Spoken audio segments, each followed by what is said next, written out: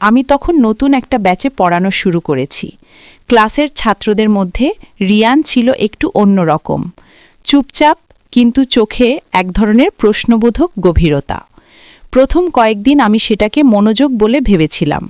পরে বুঝলাম ওর দৃষ্টি একটু বেশি সময় ধরে থাকে, এমনভাবে তাকায় যেন শব্দের ভেতর কিছু খুঁজছে। আমি তখনও সেটা গুরুত্ব দিইনি। শিক্ষক হিসেবে সবসময় ভদ্র দূরত্ব বজায় রাখাই অভ্যেস। কিন্তু একদিন ক্লাস শেষে যখন সবাই চলে গেল, ও থেকে গেল। বলল, ম্যাডাম, একটা বিষয়ে সাহায্য দরকার। আমি ভেবেছিলাম হয়তো কোনো পড়ার বিষয়, কিন্তু ওর কণ্ঠে এক ধরনের দ্বিধা ছিল, এমন এক সুর যা সরল নয়। আমি বললাম, বল রিয়ান, কি বুঝতে পারছ না? সে একটু হাসল, তারপর বলল, আপনি ক্লাসে পড়ান ঠিক, যেমন মানুষ বোঝা উচিত তেমনটা যদি সবাই শিখত। কথাটা শুনে আমার মনে হলো যেন কথার আড়ালে অন্য কিছু লুকানো আছে। আমি কিছু বললাম না, শুধু বইগুলো গুছিয়ে ফেললাম, কিন্তু ওর দৃষ্টি আমার দিকে রয়ে গেল, যেন কোনো উত্তর চাচ্ছে যা আমি দিতে পারি না। সেদিনের পর থেকে বিষয়টা বদলাতে লাগল। ক্লাসে পড়ানোর সময় যখন আমি বোর্ডের দিকে তাকাই, ওর চোখে দেখি এক ধরনের স্থিরতা। অন্যরা নোট নিচ্ছে, আর ও তাকিয়ে আছে এমনভাবে যেন সময় থেমে গেছে।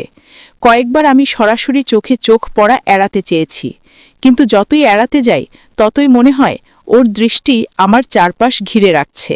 আমি বুঝতে পারছিলাম এটা কেবল শিক্ষকের প্রতি শ্রদ্ধা নয়, এর মধ্যে কিছু অন্যরকম আছে। একদিন আমি ক্লাসে একটা প্রশ্ন করলাম, সবাই চুপ রইল, শুধু রিয়ান উত্তর দিল। উত্তরটা সঠিক, কিন্তু বলার ভঙ্গিটা এমন ছিল যেন শব্দের নিচে কোনো গোপন মানে লুকিয়ে আছে। ক্লাসের অন্যরা হাসল, আমি হেসে এড়িয়ে গেলাম, কিন্তু মনে মনে একটু অস্বস্তি টের পেলাম। আমি নিজেকে বোঝানোর চেষ্টা করলাম হয়তো আমি বাড়িয়ে ভাবছি। কিন্তু পরের দিন যখন ও অফিস আওয়ারে এসে বলল, ম্যাডাম, আপনি একা আছেন, আমি কি আসতে পারি? তখন বুঝলাম এই দৃষ্টি আর নিরীহ নেই। তবু শিক্ষক হিসেবে দায়িত্ববোধ থেকে বলেছিলাম, এসো, বসো, পড়ার কথা বলো। কিন্তু ওর চোখে তখনও সেই নীরব চাহনি। আমি চেষ্টা করলাম পড়ার দিকে মন দিতে, কিন্তু ওর চোখে একরকম প্রশ্ন বারবার ফিরে আসছিল। আমি বুঝে গেছি সে এখন অন্য কিছু খুঁজছে। আমি কিছু বলিনি, কিন্তু মনে মনে ভয় পেয়েছিলাম, কারণ সমাজে শিক্ষক আর ছাত্রের সম্পর্ক যতটা পবিত্র ততটাই ভঙ্গুর। সেই বিকেলেই প্রথম বুঝেছিলাম কোনো দৃষ্টি কখনো শুধুই দৃষ্টি থাকে না, সেটার ভেতরেও একদিন গল্প জন্ম নেয়। আর আমি জানতাম এই গল্প যদি আমি থামাতে না পারি, তাহলে একসময় সেটা আমার নিয়ন্ত্রণের বাইরে চলে যাবে। তারপরের সপ্তাহগুলো যেন অদ্ভুতভাবে বদলে গেল। প্রতিদিন ক্লাসে ঢোকার আগে আমার বুকের ভেতর কেমন এক চাপা অস্বস্তি কাজ করত। রিয়ান যখন সামনে বসত, তখন নিজের চোখ সরিয়ে নেওয়া আমার জন্য সবচেয়ে কঠিন কাজ হয়ে উঠত। সে কথা বললে বাকিদের থেকে আলাদা এক সুরে বলতো, আর আমি প্রতিবারই চেষ্টা করতাম যেন কোনো ভুল ইঙ্গিত না দিই। কিন্তু বুঝতে পারছিলাম ওর এই দৃষ্টিটা এখন অন্যরকম। ওর বন্ধুরাও কখনো কখনো খেয়াল করত, কারো চোখে চেনা মুচকে হাসি ফুটত, আর আমার মনে হতো এই সামান্য বদলই একদিন বড় হয়ে উঠবে। আমি একদিন ওকে একান্তে ডেকে বললাম, রিয়ান, তুমি মনোযোগ দিয়ে পড়ো, তোমার ভবিষ্যৎটা ভালো হবে, কিন্তু এই বাড়তি কথাবার্তা বা অপ্রয়োজনীয় সময় নষ্ট করো না। ও তখন নিচের দিকে তাকিয়েছিল, বলল, ম্যাডাম, আপনি কি আমার ওপর রাগ করেছেন? আমি বললাম, না, তবে তোমার চোখের ভাষা আমি বুঝি। শিক্ষক হয়েও আমি মানুষ রিয়ান, আমারও সীমা আছে। ও কোনো কথা বলল না, শুধু মাথা নুইয়ে রইল। তারপর আস্তে করে বলল, আমি চেষ্টা করব ম্যাডাম। সেই বিকেলটা আমার কাছে অদ্ভুত ছিল, যেন এক ভার নেমে এলো আবার থেকে গেল। আমি ভাবছিলাম হয়তো এখন সব স্বাভাবিক হয়ে যাবে, কিন্তু কয়েকদিনের মধ্যে কলেজে গুজব শুরু হয়ে গেল। কারা যেন বলছে আমি নাকি কারো প্রতি অতিরিক্ত সহানুভূতিশীল। আমি জানতাম নামটা রিয়ানেরই, কিন্তু কিছু বলার ছিল না, কারণ এমন কিছু ঘটেনি যা ব্যাখ্যা দেওয়া যায়। একদিন প্রিন্সিপাল আমাকে ডেকে বললেন, ম্যাডাম, আপনি নিশ্চয়ই বুঝতে পারছেন কেন আপনাকে ডেকেছি। আমি মাথা নেড়ে বলেছিলাম, বুঝতে পারছি, কিন্তু আমি জানি আমার দায়িত্ব কতখানি সীমায় থাকে। সেদিন রাতে বাড়ি ফিরে আয়নায় নিজের দিকে তাকিয়ে মনে হলো আমি যেন আর আগের মানুষটি নেই। মানুষ সন্দেহ করলে সত্যি বা মিথ্যা একই রকম হয়ে যায়, আর আমি ধীরে ধীরে বুঝতে পারছিলাম সমাজের চোখের দৃষ্টি কত নির্মম হতে পারে। একসময় যে দৃষ্টিকে আমি শুধু কৌতূহল ভাবতাম, সেটাই এখন আমার নিঃশ্বাসের ভার হয়ে উঠেছে। যেদিন প্রথম শুনলাম আমার আর রিয়ানের নাম নিয়ে গুজবটা কলেজের বাইরে ছড়িয়ে পড়েছে, সেদিন বুঝলাম মানুষের মুখ বন্ধ রাখা পৃথিবীর সবচেয়ে কঠিন কাজ। কারণ আমি জানি আমরা কেউ কোনো ভুল করিনি, তবু কথার রেশ এমনভাবে ছড়িয়ে যায় যেন সত্যি হয়ে ওঠে। আমি ক্লাসে ঢোকার সময় ছাত্রছাত্রীরা ফিসফিস করে, রিয়ানকে দেখলেই কেউ কেউ মুচকি হাসে, কেউ চোখে প্রশ্ন ফেলে। আমি নীরব থাকি, নিজের মতো ক্লাস নিই, কিন্তু সেই নীরবতার ভেতরও একটা চাপা আগুন জ্বলতে থাকে। রিয়ান এখন আগের চেয়ে আরও সংযত। আমি বুঝতে পারি ও সব জানে, ওর চোখে কষ্ট আছে। একদিন ক্লাস শেষে ও আমার সামনে এসে দাঁড়ালো, বলল, ম্যাডাম, আপনি চাইলে আমি প্রমাণ করতে পারি যে কিছুই হয়নি। আমি তখন বললাম, প্রমাণ দিতে হয় অপরাধীর, আমি অপরাধী নই রিয়ান, তুমি নও, আমাদের প্রমাণ দিতে হবে না। কিন্তু সমাজ চায় গল্প, আর গল্পের নায়ক ভিলেন দুজনেই নির্দিষ্ট হোক, তাই ওরা বানিয়ে নেয়। আমি অনেকবার ভেবেছি এভাবে থাকা যায় না, হয়তো অন্য সেকশনে চলে যাব, কিন্তু তাতে ওর ক্ষতি হবে, তাই চুপ থেকেছি। সেই চুপ থেকেই যেন আরও অনেক কথা জমে উঠছে। আমি অনুভব করি রিয়ান মাঝে মাঝে কিছু বলতে চায়, কিন্তু থেমে যায়। হয়তো আমার চোখের দৃঢ়তা ওকে আটকে দেয়। একদিন স্টাফ রুমের সহকর্মী রুবিনা বলল, তোমার স্টুডেন্ট রিয়ান তো বেশ বিখ্যাত হয়ে গেছে, তুমি কিছু বলছো না কেন? আমি শুধু হেসে বললাম, যারা নীরব তাদের কথা সময় একদিন বলেই দেয়। কিন্তু ভেতরে একটা অদ্ভুত ভার জমে থাকলো। সেদিন বিকেলে যখন রিয়ান পড়ার অজুহাতে আমার কক্ষে এলো, আমি বললাম, এখন না, অন্যদিন আসো। কিন্তু ও বলল, সবাই যা বলছে আমি জানি, আপনি সেটা বিশ্বাস করেন না। আমি বললাম, বিশ্বাস করার কিছু নেই রিয়ান, কারণ আমি জানি আমার সীমা, আর তোমারও। ও একটু থেমে বলল, ম্যাডাম, আপনি কখনো ভাবেননি আমি যদি অন্য কারো মতো হতাম তাহলে হয়তো এইসব হতো না? আমি বললাম, না রিয়ান, তুমি যেমন আছো ঠিক তেমনটাই থাকো। পৃথিবী যদি তাকিয়ে থাকে তাকিয়ে থাকুক, আমরা আমাদের জায়গা থেকে নড়ব না। কথাগুলো বলার সময় আমি অনুভব করছিলাম বুকের ভেতর কিছু একটা চাপা আওয়াজ, আমার নিজেরই কণ্ঠে কেমন কাঁপন। ওর চোখে তখন এমন একটা অভিব্যক্তি যা বোঝা যায় না, শ্রদ্ধা, ভালোবাসা নাকি কষ্ট আমি জানি না, শুধু জানি এই মুহূর্তগুলো শব্দে বোঝানো যায় না। সেই সন্ধ্যায় আমি জানালার পাশে বসেছিলাম, বাইরে হালকা বৃষ্টি পড়ছিল, আকাশে রোদের সঙ্গে মেঘের লুকোচুরি।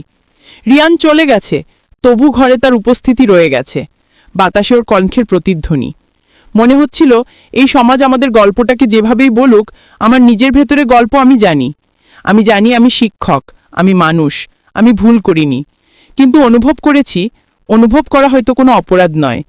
তবু এরই নাম হয়তো নীরব বিকেল, যেখানে বৃষ্টি নেমে আসে কিন্তু কেউ ভিজতে পারে না। সবচেয়ে অদ্ভুত সময়টা শুরু হলো যখন রিয়ান আর কিছু না বলেও সব বুঝিয়ে দিত। ওর চেহারায় এক ধরনের নরম নীরবতা তৈরি হয়েছিল, এমন এক নীরবতা যা কথার থেকেও বেশি উচ্চারিত।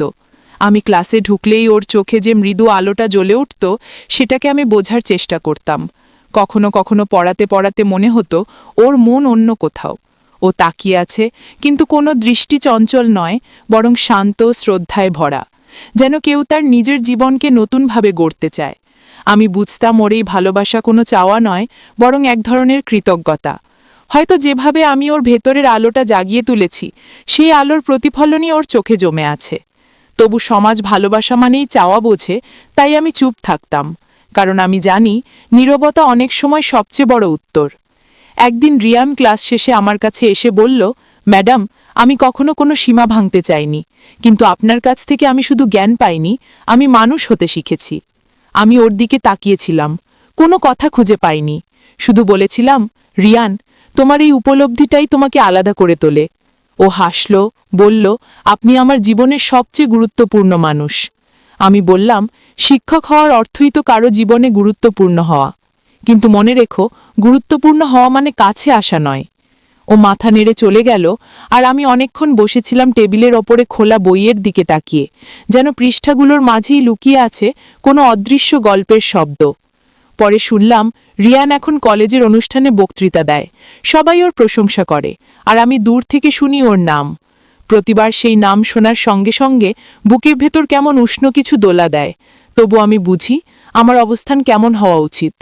একদিন প্রিন্সিপাল বললেন, তোমার ছাত্র রিয়ান এখন কলেজের অন্যতম সেরা বক্তা, তোমারই অবদান। আমি হাসলাম, বললাম, ওর নিজেরই পরিশ্রম, আমি তো শুধু পাশে ছিলাম। কিন্তু জানি ভেতরে কোথাও রিয়ান আমার মনে জায়গা করে নিয়েছে, যা কোনো নিয়মে বাধা যায় না। আমি এই অনুভবটাকে লুকিয়ে রাখি, কারণ ভালোবাসা সবসময় বলা যায় না। কখনো কখনো ভালোবাসা মানেই কাউকে দূরে থেকে জাগিয়ে রাখা, নিজের ভিতরের আলো দিয়ে ওর পথ দেখানো। সেটাই হয়তো সত্যিকারের শিক্ষকতা। সেই রাতে আমি জানালার পাশে দাঁড়িয়েছিলাম। বাইরে বৃষ্টি পড়ছিল, বাতাসে কুয়াশা জমেছিল। মনে হচ্ছিল সময় থেমে গেছে, অথচ হৃদয়ের ভেতর একটা নরম আলোর স্রোত বইছে।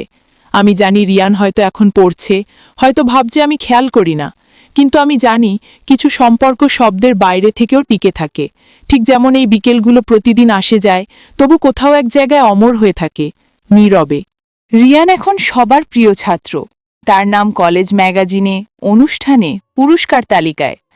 আমি যখন ওর সাফল্যের খবর শুনি, তখন মনে হয় যেন নিজের কোনো অংশও একটু উজ্জ্বল হয়ে উঠল। আমি ক্লাসে নতুন ব্যাচ পড়াই, নতুন মুখ দেখি, নতুন প্রশ্ন শুনি। তবু মাঝে মধ্যে একটা দৃষ্টি খুঁজে বেড়াই, যে দৃষ্টিতে একসময় ছিল অগণিত প্রশ্ন, নিঃশব্দ কৃতজ্ঞতা আর অজানা আলো। এক বিকেলে ও হঠাৎ এসে বলল, ম্যাডাম, আপনি আমার জীবনে যা করে দিয়েছেন তা আমি কাউকে বুঝাতে পারবো না। আমি চুপ করেছিলাম, শুধু বলেছিলাম, আমি কিছু করিনি, তুমি নিজেই নিজের আলো খুঁজে পেয়েছ। ও হেসেছিল, কিন্তু সেই হাসির ভেতর আমি একটা ভার অনুভব করেছিলাম। হয়তো কিছু বলা হয়নি, কিছু বলাও উচিত না। আমি জানি না ভালোবাসা শব্দটা ওর মনে কখনো এসেছিল কিনা, কিন্তু শ্রদ্ধা, মুগ্ধতা আর একরাশ নীরব অনুভব আমাদের মাঝখানে নদীর মতো বয়ে চলত, যার স্রোত দেখা যেত না, শোনা যেত শুধু একটানা গুঞ্জন। গুজব এখন আর কেউ বলে না, কারণ সময় পুরনো গল্প মুছে দিয়েছে। কিন্তু আমার নিজের ভেতরে সেই সময়ের ছায়া এখনো রয়ে গেছে। রাতে পড়তে বসলে মাঝে মাঝে মনে হয় কোনো প্রশ্নের উত্তর দিচ্ছি না, বরং কাউকে বোঝাতে চাইছি জীবনের অনেক জবাব কথায় দেওয়া যায় না। একদিন প্রিন্সিপাল বললেন, তুমি ওর জন্য গর্বিত হওয়া উচিত। আমি মৃদু হেসে বললাম, হ্যাঁ, ও আমার এক সময়কার ছাত্র, আজ সে আমার প্রেরণা। কিন্তু ভেতরে জানতাম গর্বের চেয়েও বড় কিছু আছে, সেই অদৃশ্য সংযোগ যা শেখায় কেমন করে দূরত্বের ভেতর থেকেও ভালোবাসা টিকে থাকে। রিয়ান মাঝে মাঝে মেল পাঠায়, জানায় তার নতুন কাজ, নতুন ভাবনা। তার প্রতিটি বাক্যে আমি সেই পুরনো নিষ্পাপ মুগ্ধতাটুকু খুঁজে পাই, যেন ও এখনো সেই ছাত্র যে শিক্ষককে জ্ঞানের বাইরে মানুষ হিসেবেও ভালোবেসেছিল। আমি উত্তর দিই সংক্ষিপ্তভাবে, কিন্তু প্রতিটি শব্দ বেছে নিই, কারণ জানি ভাষা যতই নির্লিপ্ত হোক, অনুভূতি কখনো নিরপেক্ষ থাকে না। একদিনও লিখল, ম্যাডাম, আমি আজ যা হয়েছি আপনার চোখে সেই প্রথম আস্থার কারণেই। আমি দীর্ঘ সময় চুপ থেকে উত্তর দিলাম, জীবনের সবচেয়ে বড় শিক্ষা হলো কৃতজ্ঞ থাকা, আর তুমি সেই শিক্ষা আগেই পেয়ে গেছো। পাঠিয়ে দেওয়ার পর মনে হলো এই কথাটার মধ্যে যেন অনেক বছর আগের বিকেলের সব রং লুকিয়ে আছে। রাত গভীর হলে জানালার বাইরে তাকাই, বৃষ্টি নেই, কিন্তু বাতাসে একটা শীতল নরম গন্ধ ভাসে। মনে হয় কোথাও কেউ আমার জন্য প্রার্থনা করছে। আমি জানি এই সম্পর্কের নাম সমাজ কখনো দেবে না, কিন্তু আমার কাছে এটা এক ধরনের আশ্রয়, যে আশ্রয়ে কোনো ছোঁয়া নেই, আছে শুধু উপলব্ধি। ভালোবাসা কখনো কখনো এতটাই শান্ত হয় যেটা প্রার্থনার মতো লাগে। আমি সেই নীরব প্রার্থনাতেই বেঁচে আছি, যেখানে রিয়ান এখনো আমার ছাত্র, আমার গর্ব, আমার নীরব বিকেলের আলো।